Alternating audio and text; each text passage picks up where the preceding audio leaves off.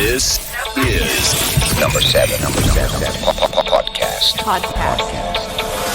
Number 7 podcast. Welcome back to the number 7 podcast channel. Ever think about what if everyone in the world was blind? Not just metaphorically, but literally. What would society even look like? Yeah. I mean, how would people understand things like beauty or love or even the sky? What would happen if someone who could see just suddenly stumbled into this world where sight didn't even exist? It's a really interesting question, one that H.G. Wells kind of digs into in his short story, The Country of the Blind. Oh, yeah. I've heard of that one. So the story starts with this guy, Nunez. He's a mountain climber. And he has this really bad fall and ends up in this hidden valley in the Andes. Oh, wow. And at first he thinks he's found paradise. Yeah. It's all lush and beautiful. But then he figures out that everyone who lives there is blind. Yeah. And not just blind in the way we normally think of it. These people have been blind for generations. It's so total that they don't even have a concept of sight. Really? Yeah, they don't even have words for it in their language. That's wild. I know, right? So can you imagine trying to explain what you see? The sun, the stars, the colors of flowers? It's hard enough explaining those things to people who can see. Exactly. But they just look at him like he's crazy. I bet. They literally cannot grasp what he's talking about. Yeah, it's a good example of how much our experiences shape what we think is real. Totally. These blind villagers have adapted to their world in some pretty amazing ways. Like how? Well, their hearing and touch are super sensitive, so they can navigate their surroundings easily. Huh. They even built this system of paths and walkways to make it safe to move around. Smart. Yeah, but they can't imagine anything outside of what they can touch and hear. Makes sense. So at first, Nunez thinks his sight is going to make him like a king in this land of the blind. He thinks he can rule them. Of course. Use his sight to his advantage. But he quickly learns that they actually see his sight as a disability. What? Yeah, like a sign that he's messed up somehow. So instead of being a king, they think he needs help. Pretty much. Wow. Their whole world is built on what they can touch and hear. Right. They believe the world has this smooth, solid roof. Because that's what their hands tell them. That's fascinating. So when he talks about this vast sky and distant stars, it just sounds like nonsense to them. I can see that. So yeah, instead of being king, he's treated more like a clumsy kid. Oh, no. They try to teach him their ways, help him adapt, but he really struggles to fit in. I bet. And that's where the story starts to get kind of dark. The blind elders are really worried about Nunez's strange behavior. Yeah. And how he keeps talking about these things they can't even understand. Mm-hmm. And they decide that the only way to fix him is to remove his eyes. What? Yeah. They think his sight is like a disease, something's wrong with his brain. And they think that taking out his eyes will cure him. They actually think that will help him. Yeah, it's pretty messed up. Of course, Nunez is horrified by the idea. I can imagine. But here's the thing. He's also falling in love with this woman named Medina Sarote. And she's actually considered less desirable in their society because she has these really clear-cut features and long eyelashes. Really? Yeah. So he can see her beauty. Exactly. And he finds her beautiful because he can see those features. That's a tough spot to be on. Right. He wants to belong, to be loved and accepted. But he's terrified of losing his sight, losing his connection to the world he knows. And what about her? Well, she's drawn to his stories about the sighted world. But ultimately, she wants him to just be like them. To fit in. Yeah, to be normal. So eventually, he agrees to the surgery. Wow. Partly because he loves her, and partly because he's just desperate to be accepted. But then on the morning of the operation, something amazing happens.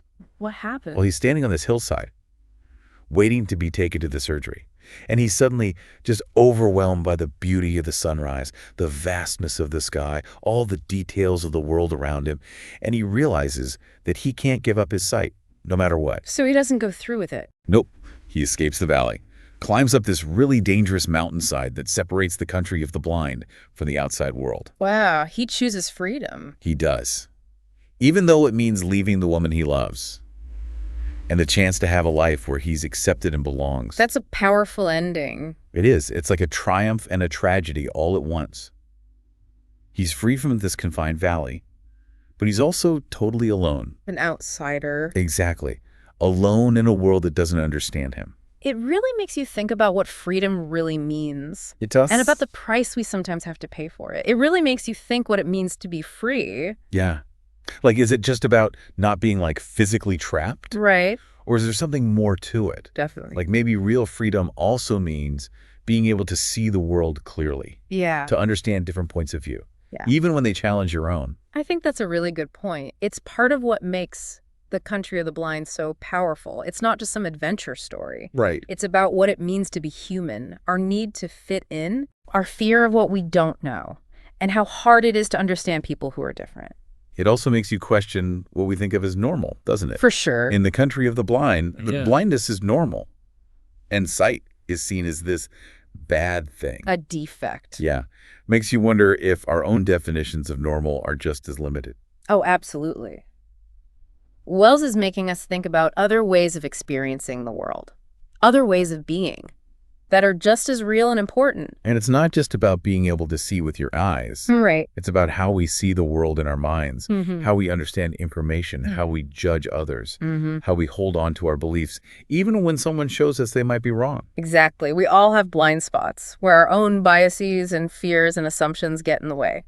And sometimes it takes something big to shake us up, to help us see how limited our own view might be. Like Nunez on the hillside, suddenly seeing the world in all its detail and realizing what he's about to lose. It's like he hasn't really been able to see until that moment. It's a huge moment for him. But those moments can be painful too, right? Like guess. Nunez has to choose between freedom and love. And belonging. It's a hard choice. It is. And I think a lot of people can relate to that. How often do we give up some part of ourselves, our own unique way of seeing things, Yeah. just so we can fit in? It makes you wonder what it really means to belong. Yeah. Is it about following the rules of the group, even if those rules feel wrong? Or is it about finding people who let you be yourself, even if you're different, even if you don't always fit in perfectly? Those are big questions. Yeah, And I don't think there are easy answers. I agree.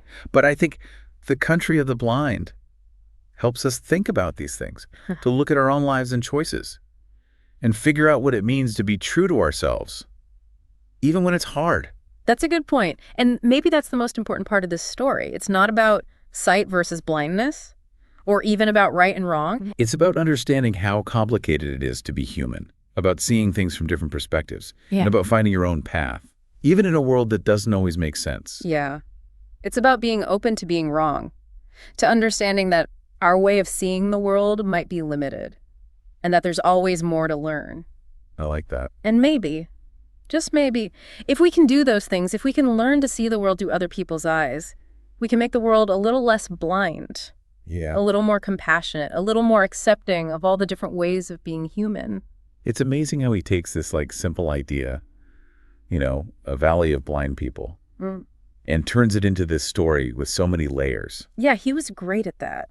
Using science fiction to ask really deep questions about people and society. The Country of the Blind is a perfect example. It's like an adventure story and a love story and a philosophy lesson all at once. Yeah. And he uses this super vivid language. You can practically feel how isolated the valley is, the cool mountain air, even how confused and frustrated Nunez is when he's trying to explain sight. Right. Wells was so good at creating that atmosphere and suspense.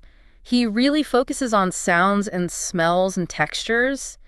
So you experience the world like the villagers do. Without ever actually seeing it. Exactly. So he's making us question what it even means to see and understand. It's pretty clever. And the setting itself is really interesting too. The valley, the mountains, that dangerous path out. It's like they represent the challenges Nunez has to face. Oh, yeah, totally. The valley is like that safe, comfortable conformity. And the mountains are the unknown, Ugh. with all the risks and rewards that come with choosing a different path. That ending when he's on the mountain ledge, looking back at the valley, so powerful. It's bittersweet. He's free, but it cost him everything. Wells doesn't make it easy for us. No clear answers. He's just showing us how complex life can be, the choices we make, the sacrifices, the consequences. It makes you think even after you finish the story. I think that's what makes a story really great. It gets people talking, challenges what we think we know, Yeah. and leaves us with more questions than answers. Maybe that's the whole point. Not about finding answers, But asking questions, being open to different ways of seeing things, knowing that we don't have all the answers. we all have our own blind spots in a way. Right. Things that limit our understanding. Because of our experiences or biases or fears. It's a challenge to break free from that. to see things in new ways. And appreciated all the different ways of being human. Exactly. Well, thanks for joining us on the Number 7 podcast channel for this deep dive into the country of the blind. Hope you found it insightful. If you did, please like, share, and subscribe to our channel for more deep dives into literature, science, and culture. Until next time, keep exploring the world with open eyes and an open mind.